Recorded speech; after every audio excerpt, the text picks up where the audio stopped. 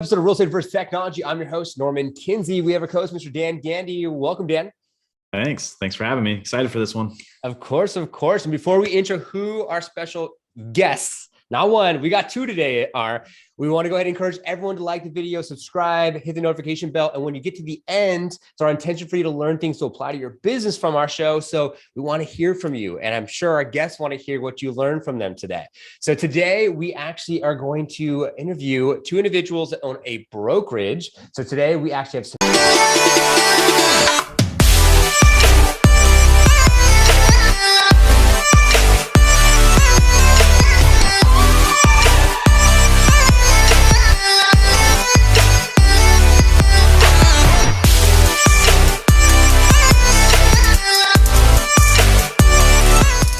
Samantha and Kia on the show, and they're with synergypropertiesgroup, and we're super excited to have you both on Real Estate vs. Technology. Welcome to the show. Thank you so much. Super excited. Of course. So we're really excited to kind of deep dive in. It's all about you today. Want to deep dive into how long you've been in business, why you got in the business, technology you're using. So if anyone out there who is listening or just watching wants to follow your footsteps, they can do as such. So how did both of you come together and form this partnership to have the success that you've had today? Awesome. Kia, do you want to go first or you want me to chime in? I can go first. So we actually don't have a brokerage. We have a team. Just want to make that correction. Hey, you fooled me. I thought you guys had a brokerage. I was like, all right. Hey. A lot of people think that. So no worries. Maybe a goal. Right. Maybe in the future. So I've been in the business for 6 years, and Samantha's been in the business a little under that. Okay. And we were both individual agents, but then we became friends. We went to a conference together. We were definitely like yin and yang. We were thinking about getting an assistant, but not a team. It was just all these things that we were doing that kind of looked like a team, felt like a team, but it wasn't a team. I came from the government, so I didn't really like the whole team I did, because it reminded me of having agents, aka like people working under me and working for the government. Yeah. So I was very hesitant, but then 2020 happened and it was crazy. And at that point I was like, I need a team. And it only made sense to work with someone like Samantha, where like when I say yin and yang, she's systems, I'm not. And having to work with someone who is your friend, but also your business partner, it just makes things so much easier. I love that. Yeah, for sure. So just to piggyback, what Rukaiyah said, she was in the business a little longer than me. And with us being top producing agents on our team, we were like, hey, let's just sit down and have the conversation of what it looks like to create a team. So, we were in the top 10 of over 600 agents individually. So we were like, all right, let's have the conversation. So we put everybody in our business, our broker, our operations principal, top producing teams in the area to really get their feedback on what they thought about the team. So they were feeling it. And, we created synergypropertiesgroup, and we had our first year under our belt in 2021. And, number one team in our brokerage, number two team in the DC Maryland region for Keller Williams, and number 8 overall team for our association. So super excited, that it worked. And we built a foundation on it too, because I always say we went to premarital counseling. So yes, we created a team in 2021, but a partnership sounds like a marriage to me.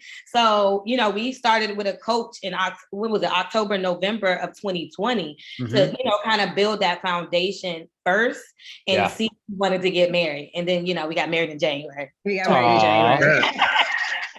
I love it. That's awesome. So what would be some advice for the viewers and listeners out there that are maybe thinking about having a team themselves and potentially maybe approaching one of the maybe top producers in their brokerage or in their office? And what would you recommend, either you or both? I think the first thing is having that conversation on what our individual goals are, and make sure that it aligns with the team's overall goal. Because of course, being a part of a team, your goals might be different. Then her goal might have been different than my goal. So if we had that understanding, which ours is definitely focusing on our county, specifically Prince George's County, Maryland, and being the market specialist for that specific county, and then giving back to our specific community was our major goal. So when we had that in the back of our mind that we want to have an impact in our community. And so just keeping that in our mind for these daily activities that we do in order to fulfill our accomplishments, I think was very, very important. So just knowing what your individual goals are and making sure that it makes sense with the team overall. Wow. And I would definitely say build a foundation, and build it slow. Like I kind of thought we were going to have a really good first year just because, individually we work really, well. But I didn't think we were going to be number one. I was just like, okay, but building that foundation, and we had so many different hiccups and things along the way, and building the foundation in the background is a lot. Yeah. And the biggest thing I learned in creating a team is hire slow. Like it took us 9 months to find our admin. Wow. 9 months. Yeah. So hire slow and fire fast. And a lot of people think you need to get all these agents, make all this money. No, like the secret is in the admins. Like it's definitely, that is the biggest thing that I would say, like focus on your admin staff and building that foundation. Wow. Yeah. That's awesome. That's awesome. So what's the goal for the team? You want to expand as far as bringing in additional agents, keep it just both y'all? How does it look like for y'all? So we're definitely just focused on Rukaiyah and myself being agents under the team, because I really feel like once we have the operations side down packed, that's including the staff, that's including the systems, the automation of our systems, things like that. Once that's set in stone, then it's easier for us to bring agents on, of course. Now, of course, we jump shipped, and that's how we know now not to hire agents quite, fast, is that we did, have agents on our team, and it wasn't their fault. It was just our fault, and I'm gonna take accountability for that as, a leader of the team, just knowing that we weren't ready to have all of that, extra load on our place as far as training and hiring and doing the process necessary to have an amazing agent on our team. So I definitely will say the operations side of it first is important, making sure that's set first. And then once that's set, then of course, then hiring the agents where they see a lot of value joining the team, and, being a part of the whole overall group. I love that. Yeah, awesome. We hear that a lot with teams making that mistake is early on, they kind of just run and jump in, and then they start bringing a bunch of people on their team. And then they're like, wait, this involves me freeing up my time. And how is that possible if I'm still doing deals, right? So you guys are doing it the right way, and you learn from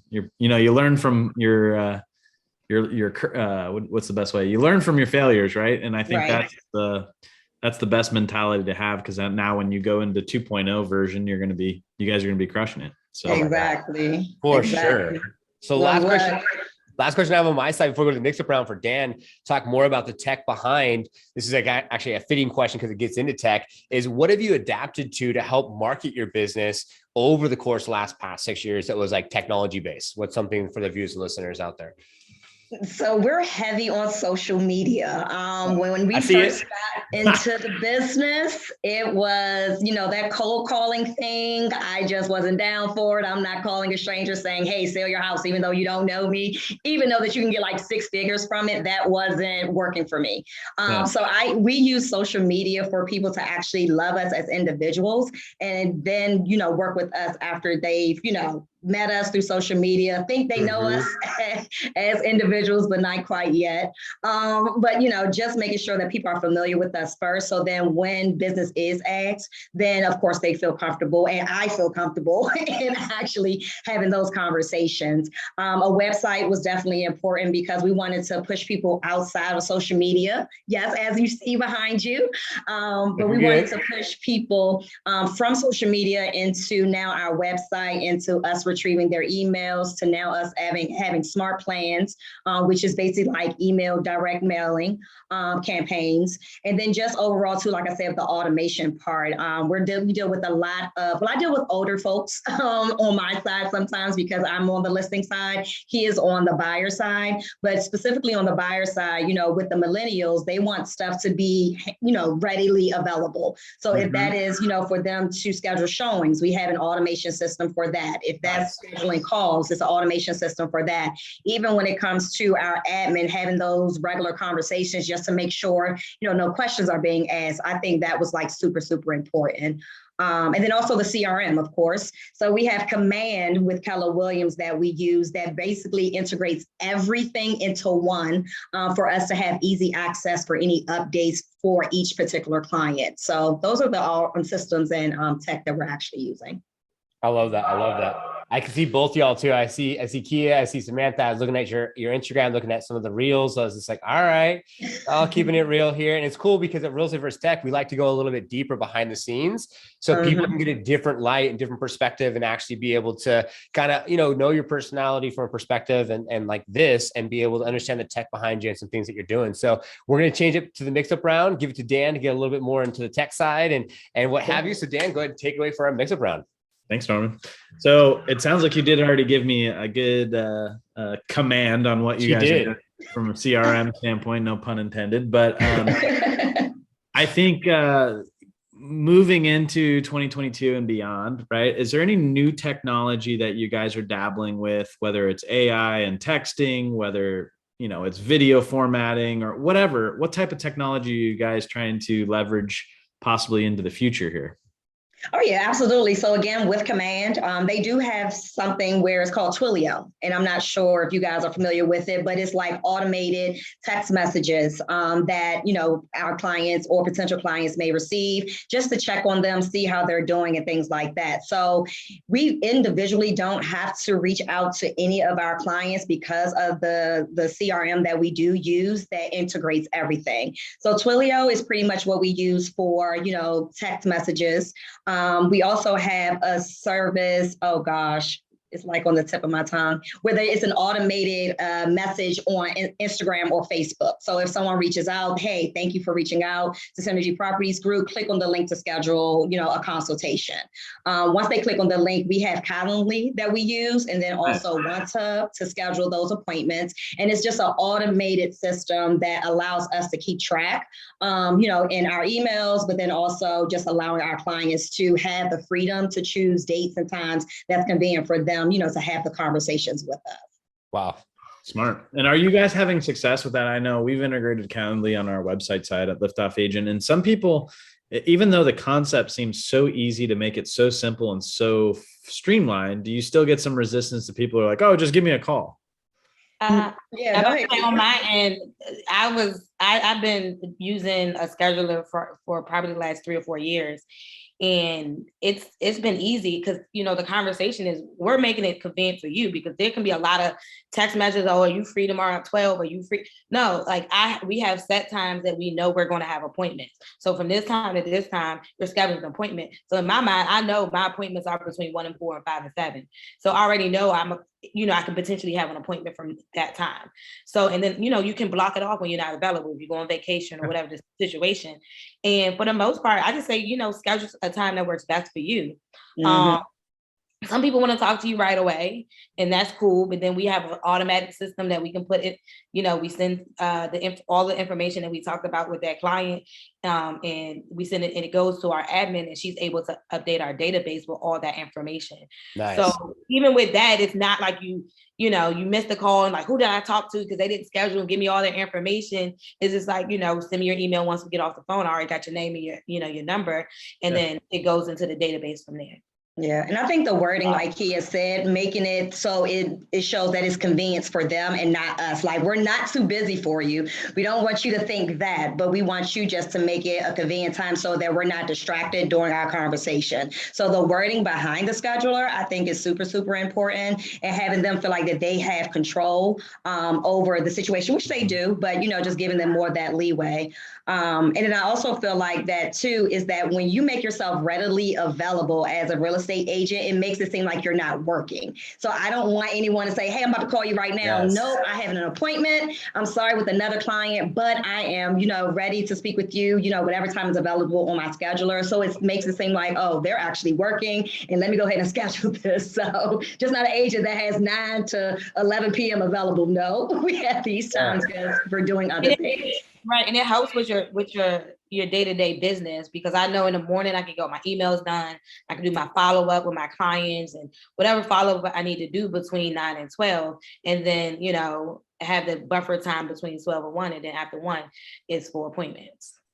Yeah, no, I'm glad we touched on this topic because I just was talking to one of my ISAs yesterday for my real estate team. And they're like, oh, I don't know why I have to schedule using Calendly. And I'm like, because I'm not going to show up if you try to do a live transfer to me, if I'm in work or if something's going on. It provides the best opportunity, like you said, for convenience for the client so that we can allocate time.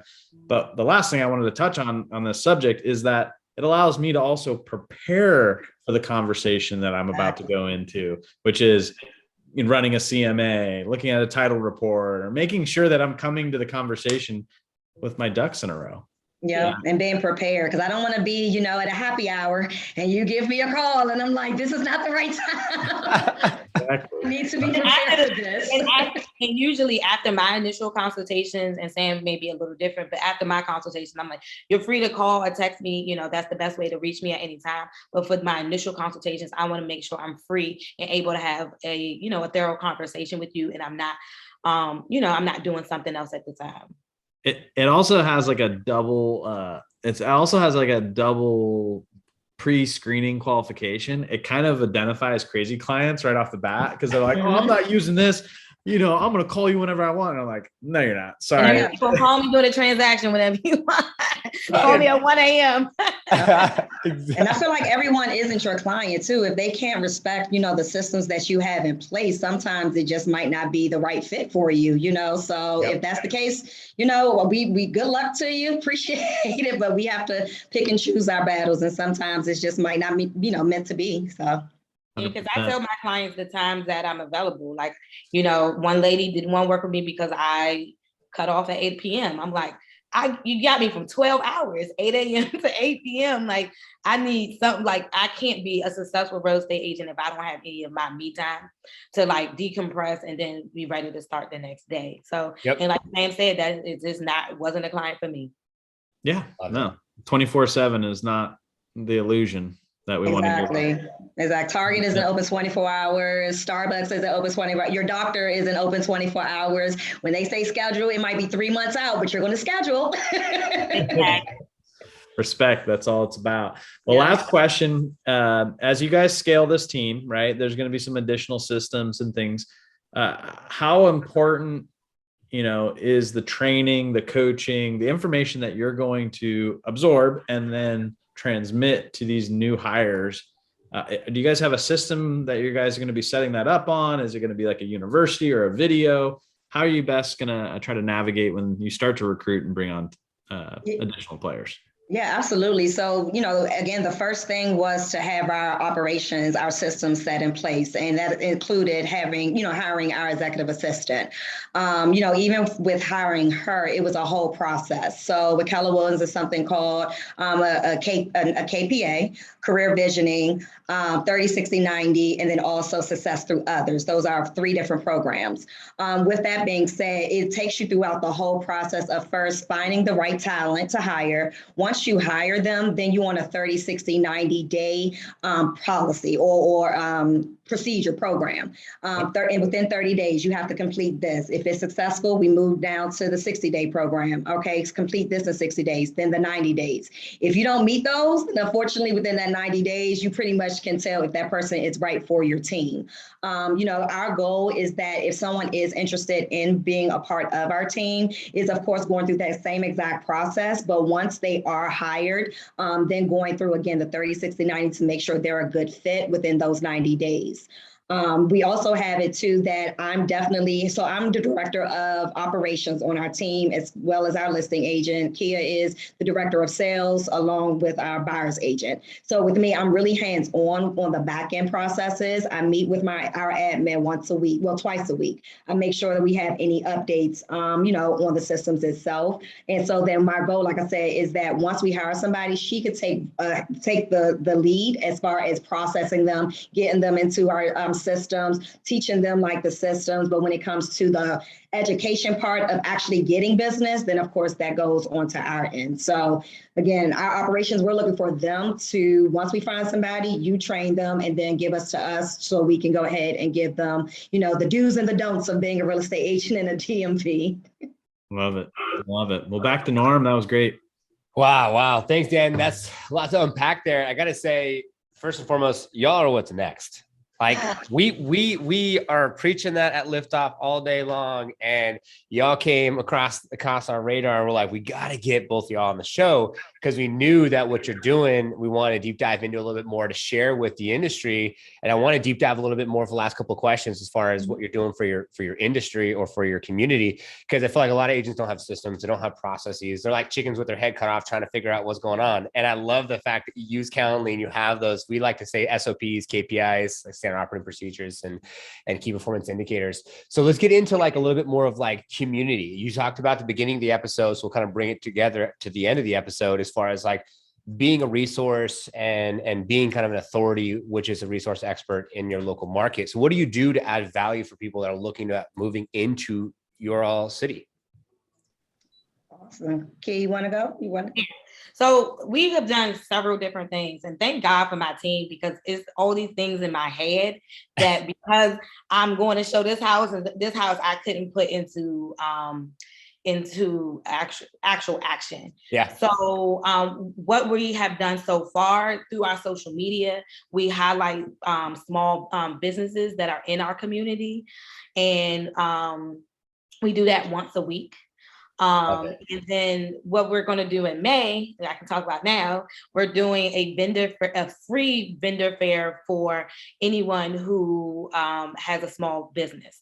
So we have a cap on the number of people. So we're still looking for people to be able to participate in that. But we wanted to, people love pop-ups and people are going back outside. So, kind of get it from Instagram and put them in person and being able to highlight people in their business because we're small, minority owned business as well. And so we want to make sure that we're helping people not only in our community, but, people that look in like us as well. I love it. And then we also too, I do more of the boring part of it. So I'm the one that's looking at, okay, what's the new construction that's happening in the area? What new commercial spaces are happening in the area? What's the value? How's the value increasing because we have, a Whole Foods down the street?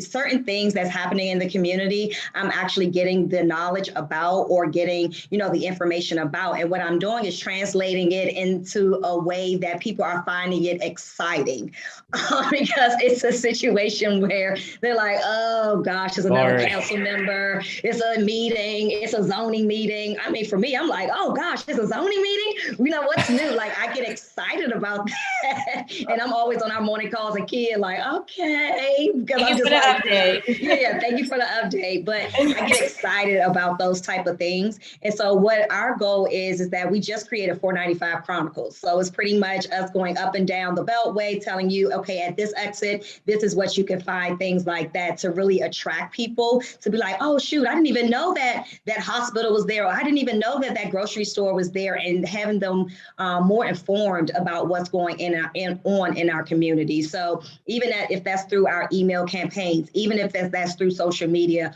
or even with the video, we're just making sure that we're letting you know what's happening in the community. So even if you are currently a resident or looking to be a resident, you can rely on us as a resource. Wow. I absolutely love that. So links are below. Check them out. Go to their website so you can get all that information and data and resources. And I think that's so important because what y'all are doing, and they talk about like, obviously Zillow, they screwed up, but iHome buyers and what's going on with like technology replacing agents and all, what you're all doing is you can't replace that because it's a personal touch. You're adding so much value. And so going into the last question, what's your thoughts as far as when it comes to like, oh yeah, technology disrupting the industry and everything else. And if we all know, like, 90% of the transaction volume is done by the top 10% of real estate professionals. So you have 90% of real estate professionals that are the chickens with their head cut off, trying to figure it out, which you all already done. What are your thoughts about the future in real estate? It's nothing like an authentic relationship. Bill, it's nothing like having a conversation with someone and genuinely meeting in the middle of, someone's goal or knowing someone's goal and making that their goal your goal.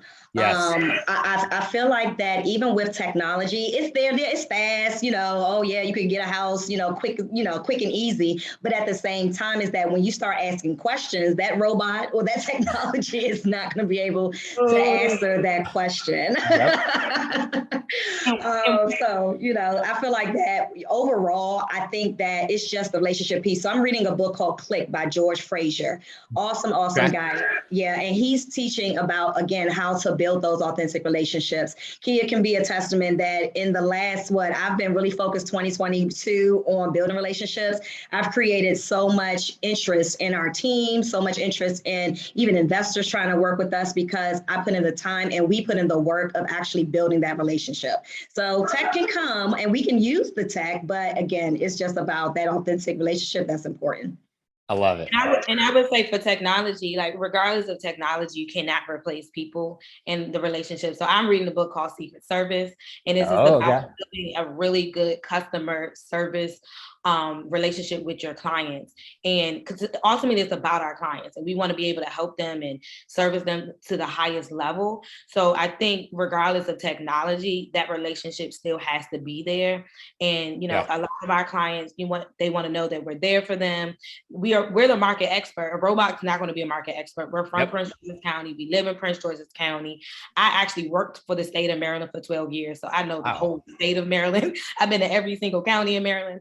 So no one can, a robot cannot be the market expert because, they might be getting all this information, but they may not know that, a giant is going right there. Because when I show homes or this, people ask me about the neighborhood, I can easily say I know what's going on because either Sam told me every Monday, or, I'm involved in different groups and Facebook groups and things of that nature where we get, market updates as far as commercial and residential development, because that's the big thing as far as, understanding your market. Wow. That's awesome. It's so true. I have to agree with both of y'all. That definitely, I feel like is where we're headed. It's going to be more personable, more systems. I have to say, we have lots of teams on the show before, and the way that you are with your, I could feel and see the yin and yang after it's all said and done. Like super, you guys are a great pair. Yeah, for sure. I have one more thing. Go ahead. Ultimate, it goes back to your why. So I know a lot of people have gotten into the industry since 2020, and eventually they will probably fall off because, it's not as easy as it looks. Yeah. It's so not as easy, but when you go back to your why and wanting to help the community, because I've talked to some agents, they were like, well, I just want to go to closing. That's nice. But one, you got to get the client. Two, you got to find them a house. Then you got to get them under contract. Then you got to make sure the contract there's so many different things that you have to get to in order to get to the table. And don't forget, we got to be their therapists. We got to be there, we have to be all of that, we have a lot of hats. Yeah. Right, exactly. So to me, it goes back to your why. I love that. Keeps you moving forward. And now you both have time to add to that, because I'm going to actually change up the camera angle. And this is going to be the end of the episode where now both Samantha and also Kia can go ahead and just leave something for our viewers and listeners that they can take from today's episode. So whoever wants to kick it off. Awesome. So as a real estate agent, I would just say, understand that delayed gratification is the number one thing when becoming a real estate agent. As mentioned before, just the daily task with Kia stating what's your big why, just keep that in mind and focus on it every day or review it every day in order to do your daily task. What you do today will have an impact in your business 3 months from now. Just delay gratification, just be patient. It will come, but just do the work. And it's not all about just taking pictures and looking cute. No, it's about digging deep and being in the trenches to get the job done. I love it. And I would say, be consistent. If this is something that you love and this is your true passion, just be very consistent and be prepared to pivot. Because I started in the market and it was cool. I was getting 4% closing for my clients. That's how I started as a real estate agent. So 2020 was really big for me. I read so many books. I was involved in so many different discussions and classes, because you have to be prepared to pivot. The market can change. Anything can happen at any point, and you definitely have to be prepared to pivot in any direction that you may have to go. Wow. Son. Wow. I love that. And this is an amazing episode because, it's one thing to be entertained on the social side, because I know that Instagram and it's all shifting, it's all entertaining now and what have you, but to be able to go a little deeper with both of y'all was a blessing. So thank you both so much for your time. Samantha, Kia, we appreciate you being on today's episode. Thank you so much. Of course. Dan, as always, thank you for being our co-host. Yeah, for sure. Amazing to meet you guys. Best of luck. You too, Dan. Yeah. Thank you. And so now for all the viewers and listeners is the time to go ahead. And if you didn't already do so, subscribe, notification bell, comment below. What the heck did you learn? If you want to have a team, want to get on a team, you now know who to follow. Maybe even reach out to them. I'm sure they might be able to answer some questions if you have anything specifically. And as it is our intention for you to take things from our episode, apply to your business, have more massive success. And we will see you on the next one. Thank you. Thank you for watching Real Estate vs. Technology, this week's brand new episode, and making it to the end, your real one. If you haven't already done so, be sure to subscribe to our YouTube channel, hit the notification bell so you'll be notified for new episodes that come out every single week on Fridays at 3:30 Pacific Standard Time. Also, if you comment on this episode and you like the episode, you'll help this episode get out to more individuals. And if you want to join our Facebook group page, just click a link. It's a Facebook icon on our profile page here on our YouTube channel. Join our group page, network with individuals all across the world, and share what technology you're using to grow your business. The next link is to join our Real Estate vs. Technology brand new IG or Instagram page. If you go on any of our stories, you can see who's going to be on Real Estate vs. Technology before it actually goes live on our YouTube channel. And the last link would be if you want to be on an episode of Real Estate vs. Technology. You pick a date and a time. We'll deep dive into your story and technology you're using to share that with other individuals that view our episodes weekly to inspire, enlighten, show up, and show out for people that love to watch these type of podcasts to have more success in their own business. Thank you so much for your continued support. We appreciate it. We will see you on the next one.